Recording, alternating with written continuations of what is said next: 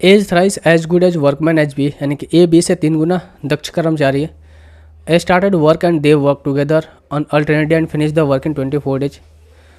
The numbers of days taken by A alone to finish the work was just ठीक है। अब देखिए भाई, क्वेश्चन कर रहा है कि ए जो है बी से 3 गुना दक्ष है, यानी कि हम कह सकते हैं ए और बी, अगर ए की एफिशिएंसी 3 है तो बी की एफिशिएंसी 1 हो जाएगी, इससे 3 गुना।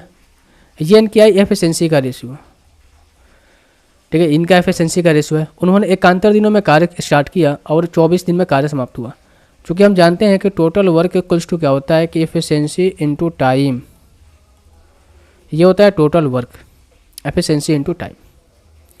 तो अगर इन्होंने एक साथ स्टार्ट किया था, ठीक है, और एकांतर दिनों में काम कर रहे थे, तो हम कह सकते हैं भाई कि टोटल वर्क इनका हुआ होगा कितना, 3 और 1 4 इंटू 24, इनका टोटल वर्क हुआ होगा।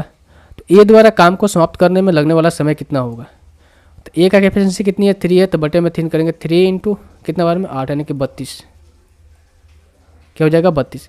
क्या 32 सबका आंसर हो जाएगा? नहीं, हमें जो ये वैल्यू निकल कर आई ना, ये अल्टरनेट निकल कर आई है, या फिर मैं आपको यूँ कहूँ,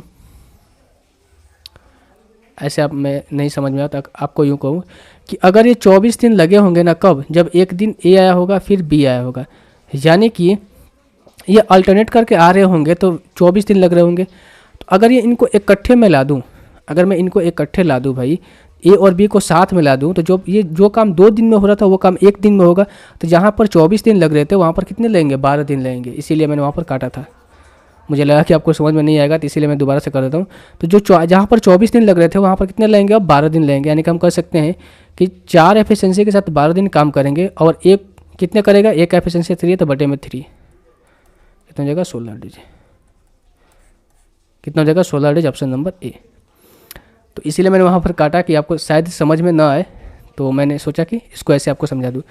बात यही है कि भाई अगर ये अल्टरनेट यानी कि एकांतर दिनों में काम कर रहे हैं तो 24 दिन लग रहे हैं, अगर साथ में काम करते तो इसके आधे दिन लगते हैं ना, यानी कि 2 काम जो हो रहे हैं, यानी कि एक काम जो है 2 दिन में हो रहा है, ठीक है। अगर ये साथ में मिल जाते तो एक काम 1 ही दिन में कंप्लीट हो जाता, तो 24 दिन की जगह कितने लगते, 12 ही दिन लगते। समझ में आ गया होगा, मुझे उम्मीद है।